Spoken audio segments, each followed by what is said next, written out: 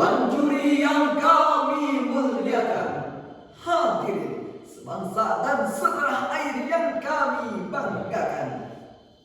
Menurut Daniel Goleman, seorang psikolog asal Amerika, di dalam bukunya yang berjudul Multiple Intelligence menyatakan bahwa kecerdasan intelektual hanya menyumbangkan 20% bagi kesuksesan seseorang.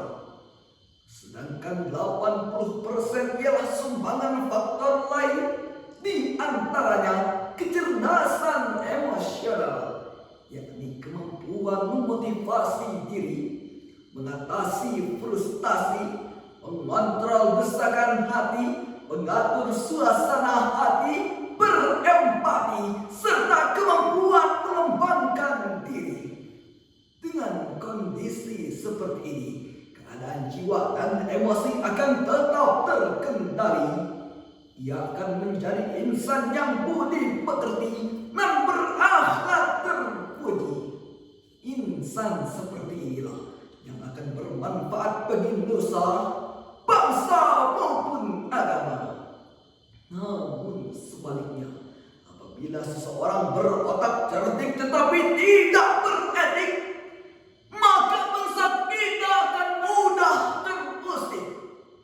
Apalagi bila negeri ini dipenuhi generasi muda yang berwawasan luas, fisiknya tangkas tapi tidak waras, hatinya balas, jiwanya luas, pergaulannya bebas, maka bangsa kita akan mudah tertindas, tergilas, bahkan akan kandas. Betul? Lalu bagaimana solusi dalam persoalan tersebut? Sebagai jawabannya, membangun pemuda berkarakter menuju jati diri bangsa. Itulah judul syarahan kami pada kesempatan kali ini, dengan rujukan firman Allah di dalam Al-Quran surah At-Taubah ayat 105.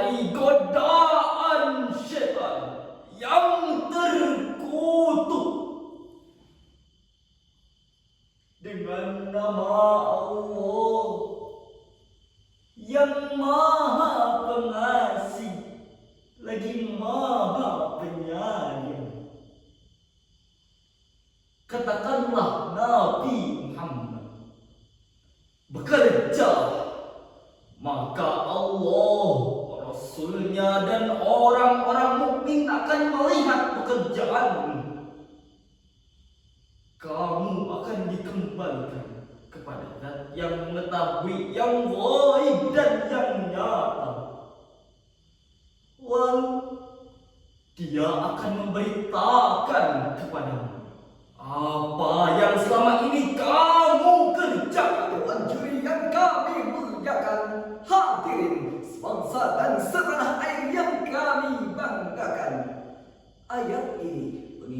kita akan pentingnya bekerja sebagaimana yang tercantum pada kalimat wa qul i'malu fasayarallahu a'malakum ay fasari'u ila a'malil khair wa akhlisu a'malakum lillahi azza wa jalla. Segeralah beramal baik dan ikhlaskanlah setiap amal kalian semata-mata karena Allah azza wa jalla. Demikian penafsiran dari Dr. Muhammad Sulaiman Al-Asqari dalam Zubdatul Tafsir min Fathil Qadir. Inilah karakter penting yang harus tertanam pada setiap generasi, yaitu berdoa, bekerja dan berkarya sesuai dengan kemampuan dan potensinya masing-masing. Apabila Allah memberikan potensi kita menjadi seorang dai, bersungguh-sungguhlah belajar ilmu agama, retorika, dan ilmu-ilmu penunjang lainnya agar kelak kita mampu untuk berfatwa. Apabila Allah memberikan potensi kita menjadi seorang qari, bersungguh-sungguhlah belajar ilmu Al-Quran, sering-seringlah bertalaqi kepada yang lebih ahli agar kelak kita mampu menjadi seorang qari. Apabila Allah memberikan potensi kita menjadi seorang politikus, banyak-banyaklah berorganisasi, biasakanlah mendengarkan aspirasi agar kelak nasib rakyat terlindungi. Jangan hanya jadi politikus yang cerdik, pandai berpolitik, namun berjiwa licik, bermental picik, berperilaku munafik, bahkan seenaknya mencuri uang rakyat dengan keji dan licik. Baru-baru ini saja hadirin, Ketua KPK, Komisi Pemberantasan Korupsi, lembaga penindak korupsi, korupsi yang seharusnya ia berantas, malah ketuanya saja terbukti korupsi. Lebih mirisnya lagi hadirin, ketika oknum-oknum pemimpin sekarang ingin berkuasa hanya untuk soal bisnis, ingin berkuasa hanya untuk soal uang. Padahal kekuasaan lebih dari soal bisnis, kekuasaan lebih dari soal uang.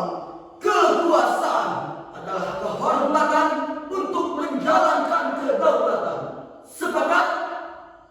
Firman Allah pada ayat tersebut sebagai landasan bahwa bekerja merupakan suatu kewajiban yang harus menjadi karakter orang beriman. Allah memperkenalkan Ashabul Kahfi, para pemuda pekerja keras yang berani berhadapan langsung dengan penguasa durjana demi menyelamatkan iman. Mereka lah insan muda berkarakter yang harus kita teladani. Lalu, bagaimanakah kondisi objektif karakter generasi bangsa kita saat ini? Alhamdulillah, seiring dengan semangatnya pemerintah dalam membentuk karakter generasi bangsa, penanaman karakter terus dioptimalkan, baik di lembaga pendidikan maupun organisasi kepemudaan. Namun sayang, seribu kali sayang hadirin, kita tidak bisa menutup mata dari sebuah realita yang ada. Karena sebagai pemuda-pemudi kita saat ini sudah sangat tak tahu diri. Sebagian daripada mereka berjudi, minum berbau whisky, ganja dan brandy, bahkan mengonsumsi narkoba yang tiada henti. Padahal hadirin, dalam kandungan narkoba terdapat zat yang sangat berbahaya seperti depresan, stimulan dan halusinogen yang apabila dikonsumsi secara berlebihan pasti menyebabkan kematian. Maka tidak sedikit orang yang mati karena mengonsumsi narkoba. Menurut hasil survei BNN, Badan Narkotika Nasional melaporkan rata-rata 50 orang meninggal setiap hari karena mengonsumsi narkoba. Itu artinya hadirin, sekitar 18.000 orang meninggal per tahun karena penyalahgunaan narkoba. Oleh karena itu hadirin, jauhi oleh kita narkoba, karena narkoba membunuh anak negeri, merusak generasi. yang dibutuhkan bangsa ini untuk menghadapi persoalan tersebut? Sebagai jawabannya, mari kita renungkan firman Allah di dalam Al-Quran surah Al-Ahzab ayat 21. لقد كان لكم في رسول الله أسوة حسنة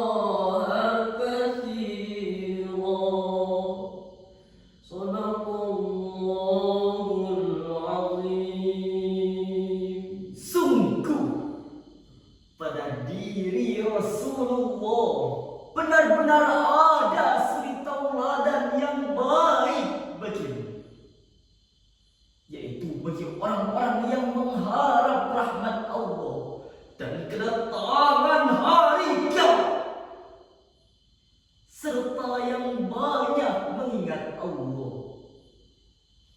Maha benar Allah dan Maha Agung. Dewan juri yang kami muliakan, hadirin sebangsa dan setanah air yang kami banggakan, Syekh Dr. Saleh bin Abdullah bin Hamid dalam kitabnya Al-Mukhtasar menafsirkan, laqad kana lakum fi Rasulillahi uswatun hasanah, ay laqad kana lakum fi ma qalahu Rasulullah wa qala bihi wa bi fa'lihi qudwatun hasanatun faqad hadara bi nafsihil karimah.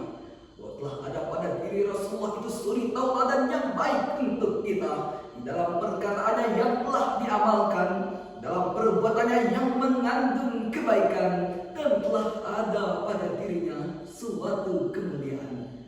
Dengan demikian hadirin, baginda Rasulullah merupakan contoh pembangunan karakter, sebab tidak diragukan tadi hadirin, semua yang ada pada diri Rasulullah merupakan contoh pembangunan karakter untuk kita semua. Bukan hanya untuk umat Islam saja, tetapi umat lain di seluruh dunia. Hadirin, sebagai kesimpulan dari syarahan kami, untuk membentuk karakter para pemuda, kita dituntut untuk bekerja keras dan menggali potensi yang Allah berikan kepada kita. Lalu tanamkanlah rasa istiqomah, ikhtiar dan tawakal pada Allah Subhanahu wa ta'ala.